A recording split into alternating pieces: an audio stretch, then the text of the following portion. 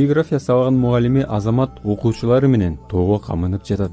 Дем алыш күндү бекер өткөрбөй, окуучуларды чогултуп алып, практикалык сабак өтүүнү чечкен. Балдар талаа түзгө чыгып, айлана тегерине көз чаптырып, китептен алган билимин практика бушуктаса деген тилек.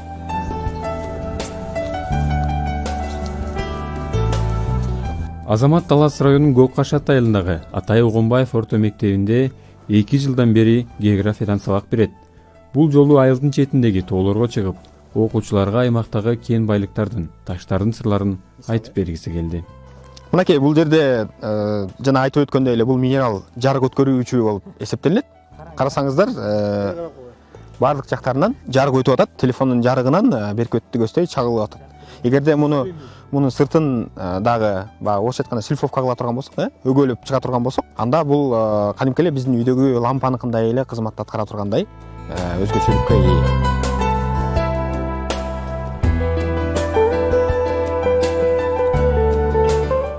Азамат окуучуларга облустун туристтик мүмкүнчүлүктөрүн таанытып, бул тармакты өнүктүрүү жолдорун талкуулаганын тажабайт. Биз окуп жүргөн кезде мындан 11 жыл мурда бизге көбүрөөк жаздырган, же болбосо жаттатмай жашоо менен көбүрөөк жашачубыз. Андан кийинки муундарда дагы багы илимий техникалык прогресстин өнүгүшү менен гаджеттерди колдонууда балдар көбүнчөсү визуалдык түрдө көбүрөөк кабыл алуусун көрдүк.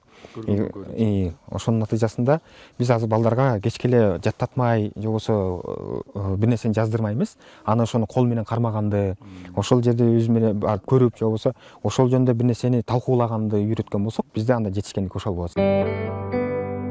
Турист осо турган аймак конок күтүүнүн жол жобосун үйрөнсө деген мугалим даярдыкты окуучулардан баштагысы келген. Мен балдардын баарын тең эле географ болуп чыгарам дегенден алыспын, бирок ошентсе дагы алар өзүнүн аймагы жөнүндө, аймак таануу боюнча, Кыргызстандын жайгашуусу боюнча, жер планетасындагы анын орду боюнча экономикалык потенциалы, башкача айтканда ал жогорку окуу жайына барганда дагы өзүнүн кайсы кесипке кетери боюнча дагы толук анализдей турган абалда болуш керек. Дем алышта эс алуу менен сабакты айкалыштырган ыкма балдарга жагат.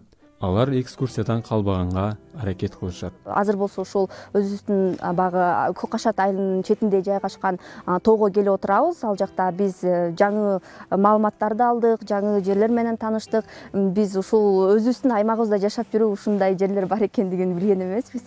Жана өзүбүздүн уникалдуулугубуз, өзүбүздүн айылыбыз тууралуу кенен маалыматтарды алганга бул өтө чоң мүмкүнчүлүктөрдү түздү. Окуучулардын кийинки саякаты Талас районунун Акжар айылындагы төө куш баккан фермердин үйүндө уланды. Аренада өзү 3 түрү бар.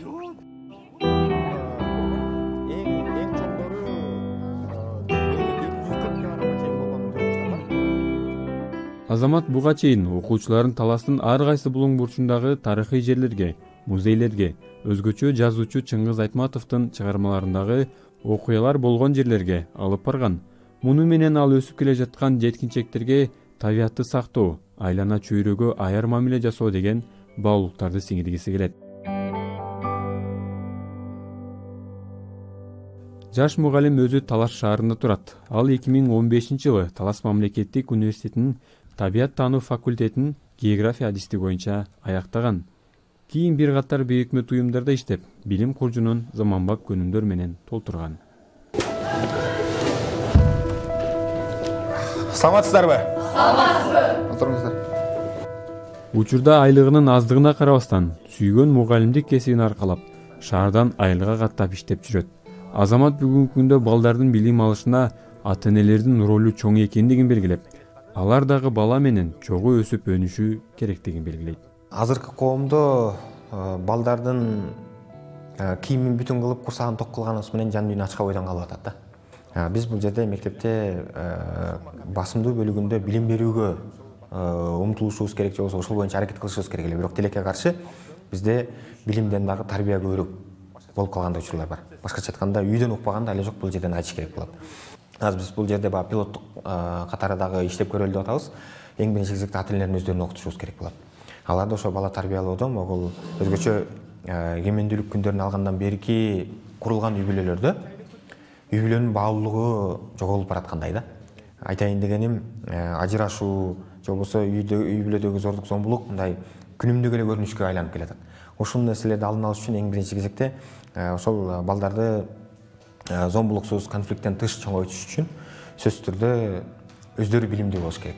Азаматтын дагы бир өзгөчөлүгү ал өзүнүн берген сабагы менен гана чектелбестен окуучуларды социалдык долбоорлорду жазууга үйрөтүп келет. Мунун арты менен мектепте иримдер, долбоорлор уюштурулуп иштеп жатыптыр. Азамат агайдын аркасы менен ушул дилгер окутуу курсу жөнүндө маалымат алып, биздин окуучулар дилгер окутуу курсуна катышып калышты.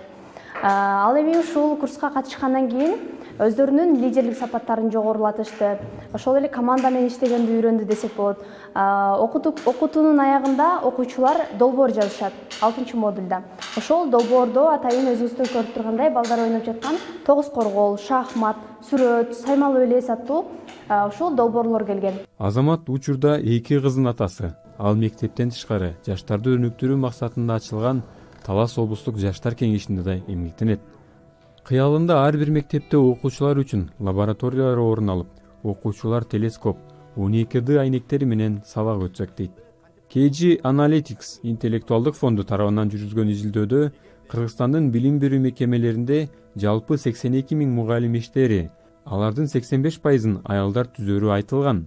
Жыл сайын өлкөдө 2000дей мугалим жетишпейт. Өзгөчө башталгыч класс, орус тили, математика, физика мугалимдери тартыш.